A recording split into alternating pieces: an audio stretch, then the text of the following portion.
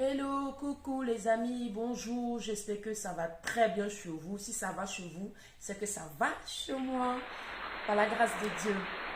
Et aujourd'hui, nous allons faire le béret et pas le béret. C'est-à-dire, on va donner des conseils et après, on va s'affairer. Je dis, oh, tu as deux bras hein, comme moi et tu as tes deux pieds gauche. Mais il y a certaines personnes qui ne veulent rien faire dans la vie. Ils préfèrent rester là, prendre leur téléphone pour appeler. Excuse-moi, est-ce que je peux avoir 10 000 francs? C'est un peu chaud sur moi. S'il te plaît, est-ce que je peux avoir 50 € parce que j'ai un tel souci?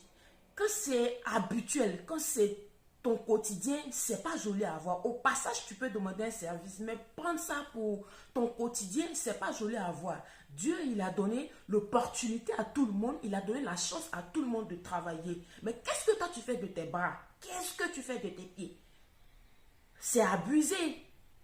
Voilà quelqu'un qui est né avec ses deux bras et ses deux pieds. Mais Dieu n'a pas permis. Il a été amputé d'un bras. Mais il n'a pas eu le réflexe de dire, comme j'ai un seul bras, je serai mendiant. Comme j'ai un seul bras, je vais rester chez moi à la maison pour appeler. Mais avec un bras là, il travaille. Quelqu'un comme ça là, moi je peux investir dans sa vie. Regardons ensemble.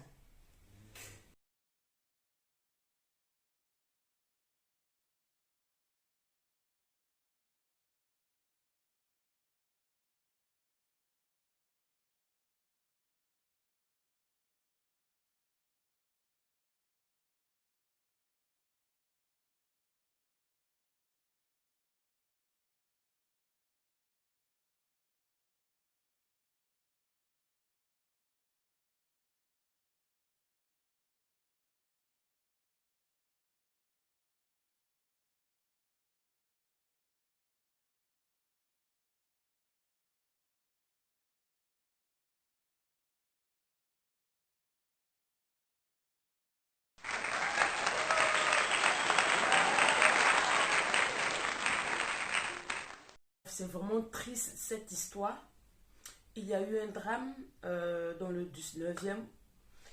Et là où il y a eu le drame, c'est pas loin de chez ma soeur. Je connais très bien l'immeuble, tout et tout. Il y a une petite qui vraiment qui a été sauvagement abattue par une jeune fille. L'histoire, c'est que cette dernière, la petite de 12 ans, sa mère, elle est gardienne de l'immeuble là où elle vit. Et il y a une jeune fille qui a l'habitude de venir là. Il paraît qu'il y a sa soeur qui est dans l'immeuble. Et chaque fois qu'elle vient, elle n'a pas le bip, tout et tout. Et on ne peut pas laisser rentrer quelqu'un comme ça qui n'a pas le bip, qui n'a pas le code. Et la dame étant la gardienne de l'immeuble a toujours eu des histoires comme ça avec cette dernière.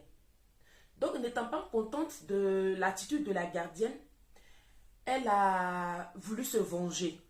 Mais de quelle manière? La fille de la dame en question, elle a suivi la petite de près parce que l'école la petite fréquente n'est pas loin de l'immeuble. Donc la petite a fini les cours. Paraît-il qu'elle est même arrivée dans le bâtiment. Et c'est là qu'elle a été accostée par cette dernière. Et elle est rentrée dans l'immeuble avec elle, chez sa soeur. Parce que cette dernière venait tout le temps voir sa soeur dans l'immeuble. Donc c'est là-bas qu'elle est partie avec cette petite. Et ils ont abusé d'elle.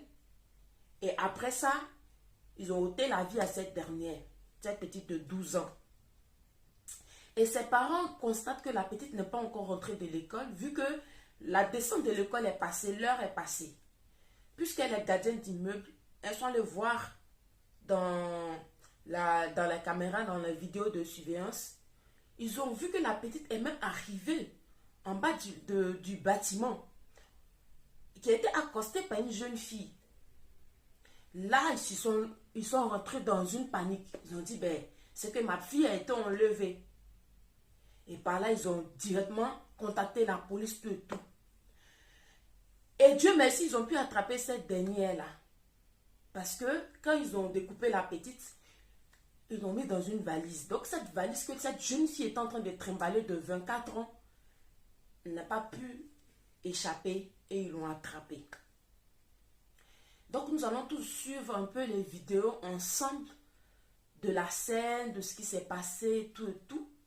Moi, ça me fait vraiment de la peine. Et franchement, beaucoup de courage et mes condoléances à la famille de la petite tout. J'aimerais pas vraiment vivre cela. Ensemble, regardons. Garde à vue, la principale suspecte de 24 ans a expliqué aux enquêteurs qu'elle avait eu une altercation avec la mère de Lola quelques jours plus tôt. La mère de Lola, qui est aussi gardienne de l'immeuble, lui aurait refusé l'accès à la résidence. Il y aurait peut-être un mobile de vengeance. Il y a aussi évidemment ce qu'elle a fait à la petite fille. Elle a abusé d'elle sexuellement, elle a mutilé le corps. Tout ça fait penser que le mobile peut être beaucoup plus complexe et donc il faut rester prudent. Et les enquêteurs vont continuer à travailler pour déterminer pourquoi ce crime atroce. Dans son récit, la suspecte explique avoir attiré Lola chez sa sœur. Dans l'appartement, elle lui demande de prendre une douche avant d'abuser d'elle sexuellement. Fortement bâillonnée, Lola meurt asphyxiée.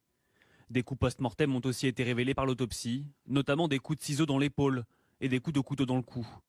Preuve de l'horreur, plusieurs policiers qui ont vu le corps de Lola sont soutenus par une aide psychologique. L'avocat de la suspecte réfute en revanche la thèse un temps évoquée du trafic d'organes. Tout d'abord, la question relative au trafic d'organes, ce n'est pas un sujet.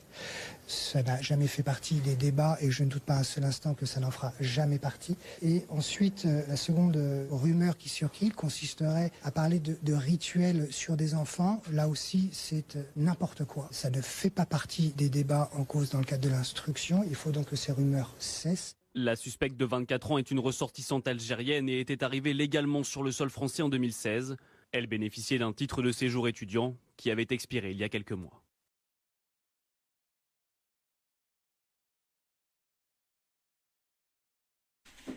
Nous avons tous suivi la cérémonie des ballons d'or, la remise, tout et tout. Et vous avez reconnu le présentateur. C'est notre star, notre fétiche, notre gourmet, notre 11, notre Dédé national, notre ambassadeur, celui-là qui représente grandement le 225, le drapeau orange blanc vert. Je suis fier de lui. C'est mon gourmet. On ne touche pas à notre fétiche. On ne touche pas à notre amour. On ne touche pas à notre cœur. C'est notre personne. Oui. Quand tu touches à lui, c'est que tu touches à nous. C'est le Dédé national. Didier Drogba, tu connais ou pas? Regardez un peu. Porte le nom du seul et de l'unique Gerd Müller, incroyable buteur allemand, lauréat du Ballon d'Or en 1970. Et pour présenter le trophée Gerd Müller, sur scène, Ushi et Nicole Müller. Et voilà, chaque fois, il y a toujours des artistes, certaines personnes, quand ils sont sur un plateau télé, lorsqu'on les interviewe pour leur demander pourquoi ils ne sont pas nominés au Primut, on dit c'est parce que Mola il a un problème avec moi qui ne m'a pas nominé. Et plusieurs fois, Mola a dit c'est pas lui qui nomine. Parce qu'il a un groupe en fait avec lesquels il travaille. Ce sont eux qui nominent les artistes et certaines personnes, que lui il n'est pour rien. Mais les gens n'arrivent pas à comprendre cela. Et ce matin, Jeff le Béninois a fait un post sur son mur pour dire que en vrai, c'est pas Mola qui vous nomine. Bien vrai que c'est lui-là qui est le cerveau. C'est celui-là qui est le créateur du Primut. Mais celui-là, c'est pas lui qui nomine les artistes. C'est pas lui qui nomine les gens. C'est nous-là. Je fais partie des gens qui nominent les artistes et certaines personnes. Donc, laissez Mola en paix. Donc, nous allons tous voir le post qu'il a mis sur son mur. On y va.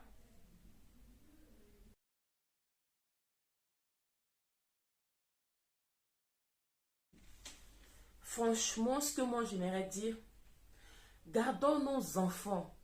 Apprenons à échanger avec nos enfants. On dit de ne pas trop parler de sexualité avec nos enfants, tout, oui. Mais il y a certaines choses qu'on peut dire. Il y a certaines paroles qu'on peut donner. Il y a certaines informations qu'on peut donner à nos enfants. Parce que par ignorance, quand les enfants ils ne sont pas informés sur certaines choses et qu'un individu vienne vers eux pour appliquer cela, ils ne vont pas se sentir en danger. Parce que dès la base, les parents ne leur ont pas dit que ça, c'est pas bon, c'est pas bon. Donc, à Abidjan, précisément à Yopougon, il y a un répétiteur, en même temps un maître d'école qui prend les enfants à domicile. Et c'est comme ça qu'il prenait des petites filles en groupe. Mais il a abusé de ces enfants-là pendant 5 ans, sans que personne ne s'en rende compte. Et il a même menacé des petites de ne pas dire à leurs parents. Comment vous pouvez imaginer cela? Comment vous pouvez voir en fait vos enfants, votre fille, c'est-à-dire les enfants à partir d'un certain âge, vous pouvez les laver. Quand tu laves ton enfant et qu'il y a un problème, tu peux le savoir parce qu'elle va crier si tu touches sa partie intime. Vraiment, c'était écœurant. C'est vraiment, je ne sais pas comment expliquer cela, ce tact. Donc, nous allons tous un peu voir la vidéo et cette petite-là qui a subi cela, qui a parlé, qui s'est confessée, nous allons tous écouter cette victime. Censé éduquer des enfants qui détruisent leur vie et abusent d'eux. Il est devenu le bourreau d'une dizaine de fillettes dont il a abusé pendant près de 5 ans. Menaces, intimidations, chantage, mensonges ont été le lot de ces fillettes dont l'âge varie entre 5 et 12 ans jusqu'au jour où l'une d'elles, prenant son courage à 2 mains, décide de briser le silence et d'en parler à ses parents. Âgée aujourd'hui de 14 ans, cette fillette en classe de 5e, que nous avons baptisée Aïcha, est l'héroïne de cette histoire. C'est grâce à elle que les autres victimes ont accepté de dénoncer l'enseignant violeur. Mais une question se pose. Comment a-t-il pu